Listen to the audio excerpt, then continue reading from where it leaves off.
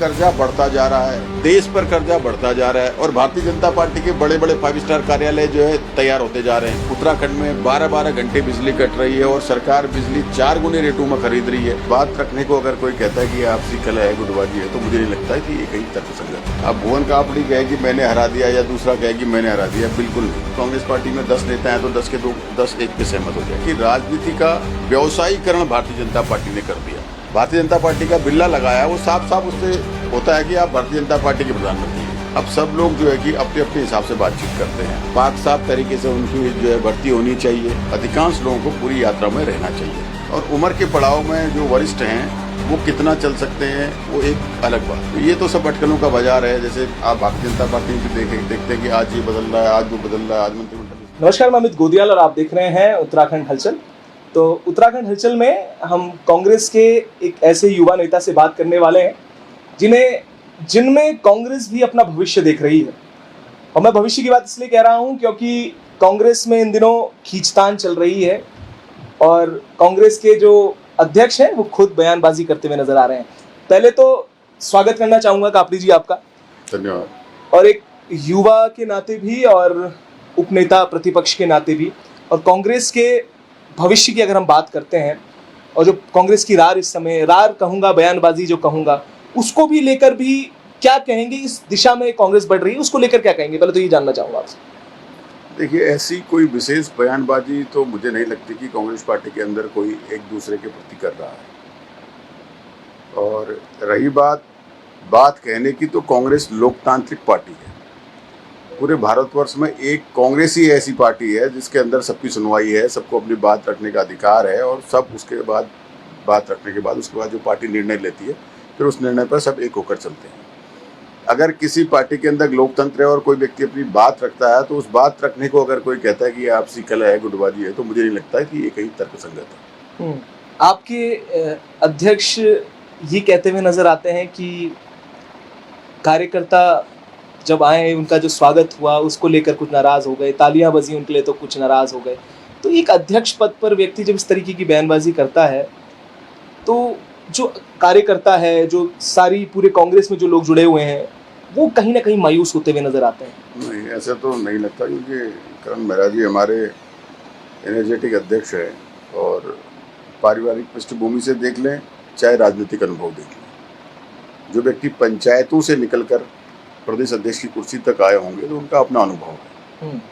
क्योंकि वो क्षेत्र पंचायत रहे, फिर उसके बाद ब्लॉक प्रमुख रहे, फिर उसके बाद 2 बार विधायक रहे, उपनेता रहे और अभी जो है वो कांग्रेस के अध्यक्ष हैं। तो ये कोई हंसी मजाक की बातों को राजनीतिक तूल देना मुझे लगता नहीं कि कहीं मायने रखता है। और अभी आपने देखा होगा कि उन्होंने हरिद्वार से केदारनाथ तक यात्रा भी करी जो बहुत सफल रही। हमारे सारे कांग्रेस के वरिष्ठ नेताओं ने उसमें भागीदारी करी। और उसके बाद अगर कोई कार्यक्रम भी अगर आप कहेंगे, ईडी का घेराव जो किया, एक बड़ा कार्यक्रम। उसके बाद अभी रुद्रपुर में आदरणीय यशपाल आर्या जी और अध्यक्ष जी के नेतृत्व में जो है कि रुद्रपुर में भी बड़ा कार्यक्रम हुआ। लगातार युवाओं को भी जोड़ रहे हैं और जो है कि बुजुर्गों से भी समन्वय बनाए हुए हैं। तो मुझे नहीं लगता है कि कहीं रार वाली कोई बात कहीं दिखाई देती। केदारनाथ यात्रा की ही बात कर लेते हैं कापड़ी जी। उस पर भी कमेंट किए गए, उस पर बात कही गई, अपने ही नेताओं को टारगेट किया गया। कुछ नेताओं को ये कहा गया कि उन्हें आना था तो हरिद्वार से आते, क्यों वो कुछ किलोमीटर चले, 3 से 4 किलोमीटर यात्रा में शामिल हो गए।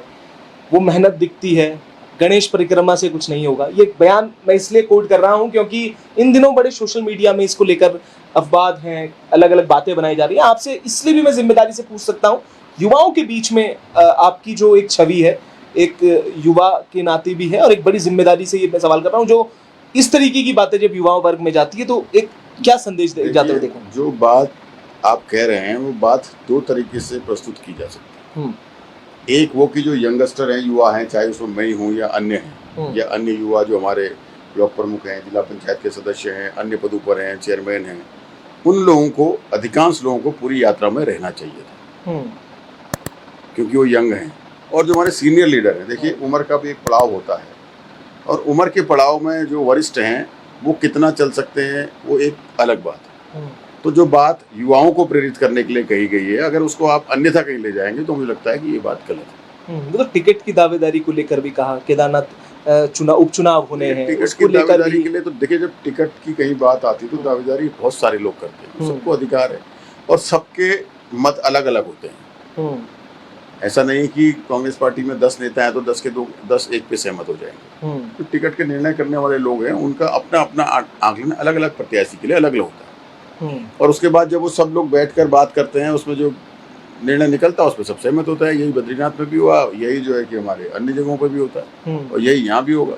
जिस तरीके से कांग्रेस पार्टी राहुल गांधी के नेतृत्व में चल रही है, तो अभी बात हो रही थी कि प्रदेश में भी कुछ बड़े बदलाव हो सकते हैं। अध्यक्ष की दौड़ में भुवन कापड़ी भी युवाओं की पसंद निकल कर आए, क्या कहेंगे? क्योंकि मैं इसलिए ये बात कह रहा हूँ कि आप अपना मानना है, मैं आपसे ये सवाल इसलिए भी पूछ सकता हूँ क्योंकि युवा चाहते हैं कि एक युवा नेतृत्व आए जो विधानसभा में मुखर होकर बोलता है, जो सड़कों पर भी मुखर होकर बोलता है। युवा खुद, राहुल गांधी खुद ये यंगस्टर्स को आगे बढ़ावा देने की बात करते हैं, तो क्या इस तरीके की संभावनाएं आगे हम देख सकते हैं? देखिए, अध्यक्ष कब परिवर्तित होगा या नहीं होगा, ये अटकलें हैं। ये निर्णय कांग्रेस हाईकमान का है और ऐसी कोई बात दूर दूर तक कहीं नहीं दिखाई देती। अब सब लोग जो है कि अपने अपने हिसाब से बातचीत करते हैं। जब जो निर्णय लेना होगा वो केंद्रीय नेतृत्व लेगा। किसी की पसंद होने से कोई नहीं बनने वाला। केंद्रीय नेतृत्व को जिसको लगेगा कि भाई ये व्यक्ति जो है कि अध्यक्ष होना चाहिए या ये व्यक्ति कंटिन्यू होना चाहिए या चेंज होना चाहिए, तो उसको निर्णय को केंद्रीय नेतृत्व लेता है। हाँ, अगर कभी कोई परिवर्तन की बात आ रही हो तो जो लोग अपने आप को दावेदार समझते हैं वो बातचीत करते हैं, और मैं तो कहीं भी दावेदार नहीं हूँ। मैं कहीं अध्यक्ष की दौड़ पे या दावेदार नहीं हूँ, क्योंकि पार्टी ने मुझे पहले से ही डिप्टी CLP की जिम्मेदारी दे रखी है। जिम्मेदारी मेरे पास है। हाईकमान का निर्णय लेना है, उसमें स्टेट के, राज्य के नेताओं के बातचीत करने से, कुछ कहने से कोई निर्णय नहीं होने वाला। वो निर्णय जब होगा, वो हमारे राष्ट्रीय अध्यक्ष मल्लिकार्जुन खड़गे जी और हमारे राष्ट्रीय नेता राहुल गांधी जी, सोनिया गांधी जी, प्रियंका गांधी जी और अन्य वरिष्ठ नेता हैं, उन लोगों के डिस्कशन के बाद तय होना है। तो ये तो सब अटकलों का बाजार है। जैसे आप भारतीय जनता पार्टी में भी देखते हैं कि आज ये बदल रहा है, आज वो बदल रहा है, आज मंत्रिमंडल विस्तार हो जाएगा, आज ये मंत्री हट जाएगा, आज मुख्यमंत्री, ऐसे ही सब चलता रहता है। ये राजनीति में अपने आप को बनाए रखने के लिए बहुत सारे लोग अपने समर्थकों को जोड़े रखने के लिए, मुझे लगता है कि ये एक तरीका है कि हाँ भाई होने वाला है, कुछ होगा। तो ये सब चलता रहता है और ये कोई स्पेसिफिक कांग्रेस पार्टी में नहीं चलता, ये सारे दलों में चलता है। आप देखते होंगे कि रोज ही नई नई बातें, नई नई खबरें निकल के आती हैं। तो मुझे लगता है कि ये राजनीति का एक पार्ट है और ये सब जगह चलता रहता है। इसमें कुछ गंभीरता से लेने की मुझे लगता है कि जरूरत है। ये भुवन कापड़ी के लिए जो सिनेरियो है वो थोड़ा सा बदलता हुआ नजर आता है, मुझे लगता है, क्योंकि वर्तमान CM को हराकर विधानसभा पहुंचे, तो अपने आप में एक बड़ी छवि है, बड़े नेता के रूप में उभर कर आए हैं और एक यंगस्टर के रूप में। तो इसलिए ये बात कहनी कि इस तरीके का प्लान जो आप करते हैं कि राजनीति में बने रहने के लिए, शायद वो भुवन कापड़ी को जरूरत ना पड़े। वो खुद एक अपने आप में एक ऐसा चेहरा है जो खुद प्रेजेंट CM को हरा के यहाँ पर आए। देखिए, नहीं, मैं आपको एक चीज कहना चाहता हूँ कि देखिए, राजनीति में हराना और जिताना ये जनता करती है। बिल्कुल। अब भुवन कापड़ी कहे कि मैंने हरा दिया या दूसरा कहे कि मैंने हरा दिया, बिल्कुल नहीं। क्योंकि जनता के मत से ही जीत हार है और जनता ही जिताती है, हराती है। इसलिए मुझे लगता है कि जनता का जो निर्णय है वो सबसे ऊपर है और जो जनता निर्णय करती है उसको सबको स्वीकारना भी चाहिए। ऐसा नहीं कि कोई, अब आप समझिए कि हाँ, जिनको सबसे ज़्यादा याद किया जाता है आज इंदिरा गांधी को, उनके कठोर डिसीजनों के लिए और ज़बरदस्त निर्णय लेने के लिए, लौ महिला, वो भी चुनाव हार गई थी। बिल्कुल। तो राजनीति में हार और जीत, इसके दो पहलू हैं। तो वो किस पद पर बैठा है, या अगर भागीदार कहीं राजनीति में चुनाव लड़ेगा तो जीतेगा या हारेगा, एक चीज तो होना है। तो इसमें मुझे नहीं लगता है कि ये कोई बहुत हमने किया वाली बात है। ये तो जनता का निर्णय है और वो खटीमा की जनता का निर्णय है। अच्छा, खटीमा की जनता का निर्णय है। कापड़ी जी, कई बार ये बातें निकल कर आती हैं कि जब आप लोग विपक्ष में होते हैं या कोई भी पार्टी जब विपक्ष में होती है तो कितनी मुश्किल होती है, क्योंकि मैंने आप ही के पार्टी के पूर्व नेता हैं, अब तो वो भाजपा में चले गए हैं, उन्होंने भी कई बार ये मंचों पे कहा कि हमारी सरकार नहीं है तो मुझे बड़ी अटकलें आती हैं, बड़ी परेशानियां आती हैं, मेरे लोगों के काम नहीं हो रहे हैं। इस तरीके की जो बातें हैं, क्या ये धरातल में सच्चाई है? क्या भुवन कापड़ी को भी इसका सामना करने का मिल रहा है कि विकास के कार्य नहीं हो रहे हैं, लोगों के काम नहीं हो रहे हैं, या विधानसभा का विकास नहीं हो रहा है? इस तरीके की बातें क्या सच्चाई है? देखिए, जो हमारे देश में लोकतांत्रिक व्यवस्था बनाई गई थी और पक्ष और विपक्ष बनाया गया था, बिल्कुल, उसके पीछे गांधी जी की, नेहरू जी की, अंबेडकर साहब की, सरदार वल्लभ भाई पटेल जो हमारे उस टाइम के स्वतंत्रता संग्राम सेनानी थे, जो सीनियर लीडर्स थे जिन्होंने देश के को आज़ाद कराया, उन सब की ये सोच थी कि भाई पक्ष और विपक्ष हो, पक्ष काम करे, विपक्ष जो काम नहीं हो पा रहा है, जो कमी है, उसको पक्ष के सामने रखे और पक्ष उसका समाधान करे। राजनीति त्याग थी, तपस्या थी, समर्पण था, विकास का भाव था, लोगों तक विकास की डोर को पहुंचाना था, ये इस भाव से राजनीति होती थी। लेकिन अब जब भारतीय जनता पार्टी की सरकार जो है 2014 में बिल्कुल पहली बार जब भाजपा की सरकार बनी, उससे पहले भी भारतीय जनता पार्टी की सरकार बनी, तब पक्ष विपक्ष सबका अपना महत्व होता था और एक दूसरे के प्रति सम्मान भी होता था। लेकिन 2014 के बाद राजनीति में एक परिवर्तन आ गया। मुझे ये कहने में कोई संकोच नहीं है कि राजनीति का व्यवसायीकरण भारतीय जनता पार्टी ने कर दिया, क्योंकि जो पार्टी सत्ता पर बैठी उसकी जिम्मेदारी होती है कि वो लोगों के लिए काम करे। बिल्कुल। जिस पार्टी के मुखिया देश के प्रधानमंत्री हैं, वो सिर्फ उस पार्टी के मुखिया नहीं रहते, वो पूरे देश के मुखिया रहते हैं, वो देश के प्रधानमंत्री होते हैं। हर व्यक्ति को उनसे उम्मीद होती है, चाहे वो पक्ष का हो चाहे विपक्ष का हो। लेकिन भारतीय जनता पार्टी 2014 के बाद भारतीय जनता पार्टी की जो कार्यप्रणाली राजनीतिक रही, वो मुझे लगता है कि वो पक्षपात की रही। वो मुझे लगता है पूरे देश के प्रधानमंत्री बनने वाली बात कभी आ ही नहीं पाई। कि वो एक, आप देखेंगे तो प्रधानमंत्री बनने के बाद 5 साल के कार्यकाल में मैक्सिमम समय भारतीय जनता पार्टी की रैलियां करना, उनके लिए जाना, प्रधानमंत्री भारतीय जनता पार्टी का बैच लगाकर परमानेंट चलते हैं, वो देश के प्रधानमंत्री हैं। तो उन्होंने जो भारतीय जनता पार्टी का बिल्ला लगाया, वो साफ साफ उससे होता है कि आप भारतीय जनता पार्टी के प्रधानमंत्री हैं। देश का प्रधानमंत्री जो होगा तो तिरंगे की बात करेगा। तो मेरा ये मानना है कि तब से जो राजनीति में परिवर्तन हुआ, वो राजनीति का व्यवसायीकरण भारतीय जनता पार्टी ने कर दिया। पिछले 10 सालों में पूरे देश में हर जिले में भारतीय जनता पार्टी ने अपना एक 5 स्टार कार्यालय खोल दिया है। बिल्कुल। हम उत्तराखंड की बात करें तो आजीवन सहयोग निधि के नाम पर भारतीय जनता पार्टी ने करोड़ों रुपया व्यापारियों को, आप प्रत्यक्ष अप्रत्यक्ष रूप से डरा धमका कर, मैं तो कहता हूँ साफ साफ इस बात को, कि उन्होंने 27, 28, 30 करोड़ रुपया लक्ष्य रखा और उसको जो है जमा कर लिया 1 नंबर पे, और वो कहते हैं हम इसके ब्याज से पार्टी चलाएंगे। तो अब ये समझिए, जिस पार्टी को कि उत्तराखंड राज्य लगातार कर्जे में डूब रहा है, जो 17 सालों में 2002 से 2017 तक, 2000 से 2017 तक 17 सालों में जिस राज्य के ऊपर 35,000 करोड़ का कर्जा था, वो 17 से 22-24 तक वो 1 लाख करोड़ के आसपास पहुंच गया। राज्य पर कर्जा बढ़ता जा रहा है, देश पर कर्जा बढ़ता जा रहा है, और भारतीय जनता पार्टी के बड़े बड़े 5 स्टार कार्यालय जो है तैयार होते जा रहे हैं। अरबों रुपए जो है कि भारतीय जनता पार्टी ने चंदे के रूप में लेकर कार्यालय खड़े कर दिए।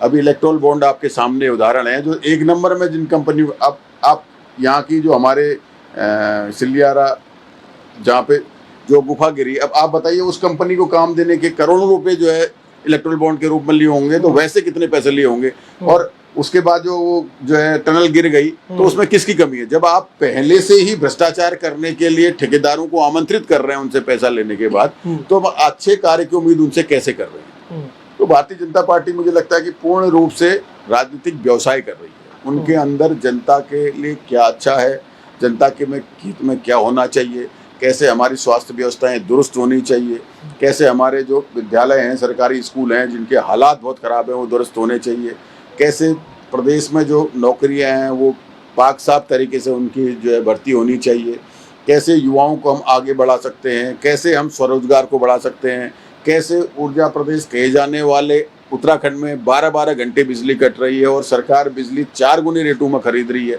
कैसे हम ऊर्जा का उत्पादन इस प्रदेश में कर सकें, कैसे उत्तराखंड को पर्यटन के रूप में हम और विकसित कर सकें, क्योंकि उत्तराखंड को कहा जाता है कि उत्तराखंड स्विट्जरलैंड से भी सुंदर है, लेकिन उत्तराखंड की सरकारें पर्यटन के रूप में उत्तराखंड को आगे नहीं बढ़ा पा रही हैं। कैसे हम 4 धाम की यात्रा को और सुनियोजित और बढ़िया और सरल और सुरक्षित कर सकें, इस पर कोई काम नहीं हो पा रहा है।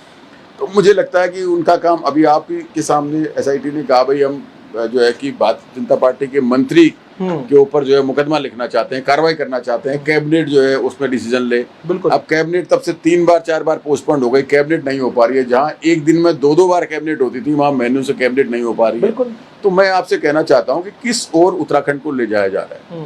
देखिए, राजनेताओं से जनता को बड़ी उम्मीद होती है, उसे कहते हैं जैसे रोल मॉडल है। लेकिन आज मुझे लगता है कि नेता शब्द को सम्मान दिलाने के लिए हमें वर्षों संघर्ष करना पड़ेगा, क्योंकि जनता की जो उम्मीद नेताओं से थी, जो पहले नेता होते थे, मैं दूर छोड़िए, आप मनोहर ध्यानी जी का उदाहरण देता हूँ। भाजपा के नेता थे, जब वो इलाज करा रहे थे तो सारे ये भाजपा के नेता कहते हैं कि उनके हालात बड़े खराब थे, क्योंकि उनके अंदर त्याग था, तपस्या, समर्पण, विकास के लिए, लोगों के लिए काम कर रहे थे। वो अपने लिए काम नहीं कर रहे थे, वो धन एकत्रित करने में नहीं लगे थे, वो कमीशन के रूप में लोगों से पैसे इकट्ठे नहीं कर रहे थे, वो काम कराएं। तो वो साफ दिखाई दिया कि ऐसे ही सारे जो नेता थे पहले थे, उनका ये भाव रहता था। मैं अटल बिहारी वाजपेयी जी का एक इंटरव्यू सुन रहा था, तो अटल बिहारी वाजपेयी जी ने कहा कि जब नेहरू जी प्रधानमंत्री थे तो मैंने संसद में नेहरू जी के खिलाफ किसी मामले में जमकर उनके खिलाफ बोला और उसका विरोध किया।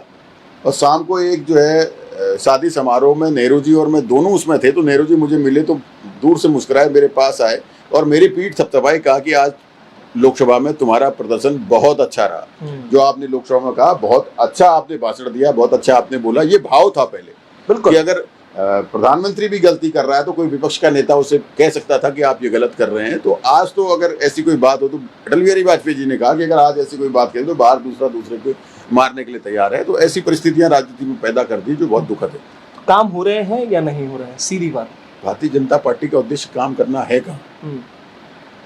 मैं थोड़ी ये बात कह रहा हूँ, ये तो भाजपा के नेता सदन में कहते हैं, भाजपा के विधायक परेशान है, ये बात मैं नहीं कह रहा हूँ, ये पूरे जो है विधायक हैं वो सारे कहते हैं कि भाई काम नहीं हो रहे हैं। अगर विधायक के क्षेत्र में कुछ काम भी हो रहा है तो ऐसे ठेकेदार आ रहे हैं जिन्हें उन्होंने देखा नहीं, कोई गाजियाबाद से आ रहा है, कोई लखनऊ से आ रहा है, कोई आगरा से आ रहा है, कोई हैदराबाद से आ रहा है।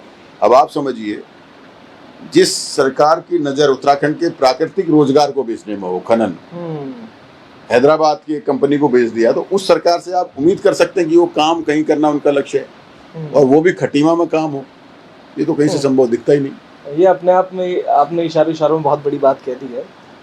एक आखिरी सवाल कापड़ी जी की, आपदाओं का दौर था और गैरसैंण में सत्र था, ये बहुत बड़ा इशू बना। इस समय एक प्रपोजल आया जिसमें विधायकों की भत्ते और ये सैलरी, वेतन बढ़ाने की बात हुई।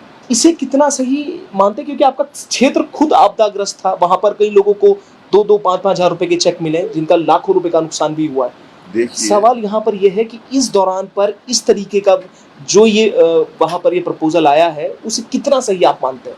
देखिए, वो प्रपोजल कब आया, कब होगा, कैसे आया, ये तो मेरे संज्ञान में नहीं है। बात रही कि बड़ा दुर्भाग्यपूर्ण है कि हमारा मानसून सत्र चल रहा है, गैरसैंण पर्वतीय क्षेत्र में चल रहा है, पूरा प्रदेश आपदाग्रस्त है और विपक्ष आपदा पर सवाल लगाता है, उस पर चर्चा की मांग करता है। चारों ओर भ्रष्टाचार फैला हुआ है, विपक्ष भ्रष्टाचार पर सवाल लगाता है, उस पर चर्चा चाहता है। 4 धाम यात्रा, जिसकी बात बार बार भाजपा के लोग करते हैं कि और अच्छी हो गई, और अच्छी हो गई, और विशाल हो गई, 4 धाम यात्रा पर चर्चा करना चाहता है, और सत्ता पक्ष द्वारा तीनों सवालों को स्वीकृत नहीं किया जाता है, सुनने के लिए सरकार तैयार नहीं होती है। तो आप समझिए कि इससे बड़ा दुर्भाग्य इस उत्तराखंड का क्या है। इससे साफ साफ पता चलता है कि भारतीय जनता पार्टी की सरकार जो मूलभूत जरूरतें हैं, जो समस्याएं खड़ी हो रही हैं, जिनका समाधान होना है, उसके लिए चर्चा ही नहीं करना चाहती। इसलिए वो सत्र की अवधि हमेशा कम करती है। 1.5 दिन का सत्र कर दिया। आप समझिए कि 1.5 दिन के सत्र में इतने बड़े प्रदेश की इतनी समस्याओं पर कैसे चर्चा हो सकती है। तो सरकार भागती हुई नजर आ रही है। स्पष्ट है, सरकार जो है भाग रही है, अपनी जिम्मेदारी से भाग रही है। इसीलिए हमारा उत्तराखंड लगातार कर्ज में डूबता जा रहा है। कापड़ी जी, 2 प्रश्न रहूंगा क्योंकि बहुत लंबा ये चला जाएगा, और इसी में ये आप प्रश्न बहुत कम शब्दों में। एक, आप ही के पार्टी के नेता नाराज हो जाते हैं आप ही के नेताओं से, हरीश धामी जी, जो लगातार ये आरोप लगाते हैं कि उन्हीं के पार्टी के लोगों ने उन्हें बोलने का मौका नहीं दिया। ये मैं इसलिए प्रश्न पूछ रहा हूँ क्योंकि ये चीजें लोगों तक जब गई तो ये लगा कि एक व्यक्ति हैं जो आवाज उठाना चाहते थे, पर उन्हीं के पार्टी के लोगों ने उन्हें आपदा में बोलने का मौका नहीं दिया। उन्होंने सभी जगह की बात की। और दूसरा सवाल मैं उसका जवाब देना चाहता हूँ। पहली बात मैंने अभी आपसे कहा कि आपदा में प्रश्न स्वीकार नहीं किया गया, स्वीकार विधानसभा अध्यक्ष करती है, और जो है कि वो सरकार का पहलू है। जब समय नहीं दिया गया तो समय देना विपक्ष का काम नहीं है, वो सत्ता पक्ष ने नहीं दिया है। तो इसलिए इसमें विपक्ष, मुझे लगता नहीं कि हमारी कोई इसमें कोई ऐसी त्रुटि है। तो क्या कारण था कि धामी जी आप अपने ही नेताओं पे, वो तो विधायक भी रहे हैं इससे पहले, उन्हें सब कुछ पता है। मेरी अभी उनसे इस बात में चर्चा नहीं हो पाएगी, जब मुलाकात करेंगे तो मैं जरूर उनसे पूछूंगा। दूसरा सवाल ये था, अंतिम सवाल है कि विधानसभा सत्र में जब बातें चल रही थी तो एक सवाल 500 करोड़ का जो रहा, जो चर्चाओं का विषय रहा, जिसमें 500 करोड़ की में एक निर्दलीय विधायक ने सवाल उठाया, खानपुर विधायक ने, कि सरकार गिराने वाली जैसी बात हो रही थी। उस विषय को आधे घंटे तक सदन में चर्चा करते रहे। पर जो जैसे आपने कहा कि आपदा जैसे जो प्रमुख मुद्दे थे, चारधाम जैसे जो प्रमुख मुद्दे थे, उस पर सवाल और उस पर बहस करने का कोई मौका नहीं है। ये बड़ा सवाल है। आप इस सवाल से अंदाजा लगा सकते हैं कि सरकार प्रदेश की जनता के प्रति कितनी गंभीर है। जिस सवाल का बहुत ज़्यादा कोई ज़रूरत नहीं थी, उसके लिए आप विशेष समय दे रहे हैं। जो ज़रूरत उत्तराखंड की, उनकी आप बात नहीं कर रहे हैं, उस पर कोई चर्चा नहीं कर रहे हैं। अच्छा, इतना बड़ा आरोप विधानसभा अध्यक्ष विधानसभा में लगा, तो उसके बाद 500 करोड़ की बात हुई, तो सरकार ने जो है कि उस पर कोई संज्ञान क्यों नहीं लिया? सरकार ने कोई कार्रवाई क्यों नहीं करी? क्या उत्तराखंड की जनता ये सोचने में मजबूर हो जाए कि विधानसभा का सत्र खाली भारतीय जनता पार्टी लीपापोती के लिए चला रही है, बजट पास करके उसकी बंदरबांट करने के लिए चला रही है, या विधानसभा में कहे हुए वक्तव्यों पर कोई कार्रवाई भी होगी या नहीं होगी?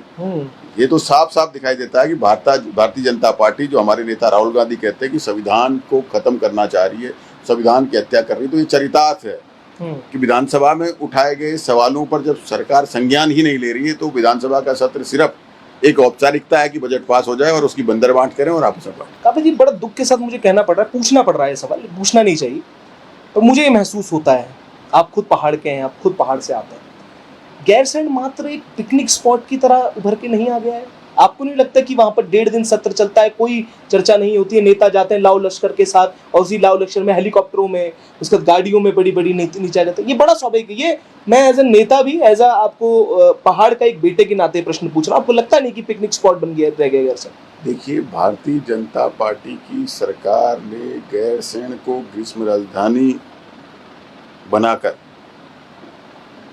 और ऊपर से हमेशा 3 दिन का सत्र चलाकर साफ साफ ये घोषित कर दिया है कि वो खाली खाना पूर्ति कर रही है। उनके मन में पहाड़ के प्रति कोई भाव नहीं है, पहाड़ के विकास के प्रति कोई भाव नहीं है। वो तो विपक्ष दबाव बनाता है, गैरसैंण में जो है कि सत्र नहीं चलाया जा रहा है। जिस सत्र को ग्रीष्म काल में चलाना चाहिए था, उस सत्र को उन्होंने मानसून में चलाया। वो भी हमारा दबाव था कि गैरसैंण की अनदेखी हो रही है। दुर्भाग्य की बात यह है कि मुझे गैरसैंण का एक शिष्टमंडल मिला। गैरसैंण हमारी ग्रीष्मकालीन राजधानी है और वहाँ सरकारी कोई पेपर होता है तो उसका सेंटर तक नहीं है। मैंने ये बात भी हाउस में उठाई थी, और मुझे उम्मीद नहीं है कि सरकार इसमें कुछ कदम उठाएगी या नहीं उठाएगी। गैरसैंण जिस विकास की गति से आगे बढ़ना चाहिए था, उस विकास की गति से आगे नहीं बढ़ पा रहा है। गैरसैंण में सत्र होता है, एक सत्र बजट का गैरसैंण का सरकार ने रखा, और मैंने ये बात बजट में बोली भी थी कि गैरसैंण में सत्र है, पहाड़ की बात है, और गैरसैंण के लिए बजट नहीं रखा हुआ है। तो सरकार का साफ साफ दिखाई देता है कि उनका पहाड़ से कोई सरोकार नहीं है, पहाड़ के विकास से कोई सरोकार नहीं है। सरकार जो है सिर्फ बातें खोखली करती हैं। आदरणीय प्रधानमंत्री जी से ही बुलवाती हैं कि पहाड़ का पानी, पहाड़ की जवानी, पहाड़ के काम नहीं आ रही है, लेकिन सरकार उसको काम नहीं लाना चाह रही है। जो पहाड़ की जवानी देश के लिए काम आ रही थी, सीमा पर काम आ रही थी, उस पहाड़ की जवानी को भी उन्होंने किनारे कर दिया अग्निवीर लाकर। तो सिर्फ दिखावा है। अब आप बताइए, प्रधानमंत्री जी प्रतिवर्ष 1 बार या 2 बार केदारनाथ आते हैं, और केदारनाथ से कुंटलों सोना चोरी हो जाता है और सरकार कोई कार्रवाई नहीं करती।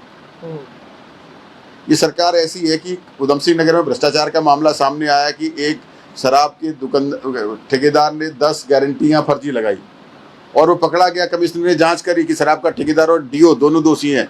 विधानसभा के सत्र में हमने ये बात उठाई, लेकिन सरकार ने उस पर कोई कार्रवाई नहीं करी। हम ये उम्मीद करें, भारतीय जनता पार्टी की सरकार से उम्मीद करें कि विधानसभा के अंदर कोई बात हो, उस पर गंभीरता से वो कभी ले।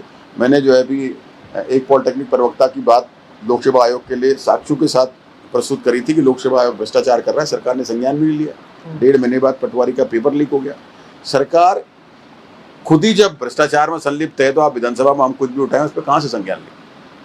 तो इसलिए मैं ये कहना चाहता हूँ कि सरकार, जो भारतीय जनता पार्टी है, वो संविधान का ना सम्मान कर रही है, ना संविधान को मान रही है। ये साफ साफ दिखाई दे रहा है। काफी साहब, आपके शब्द तो ये हो सकता है, आपने विपक्ष के शब्द को लेकर मुझे प्रश्न पूछने पर मजबूर कर दिया।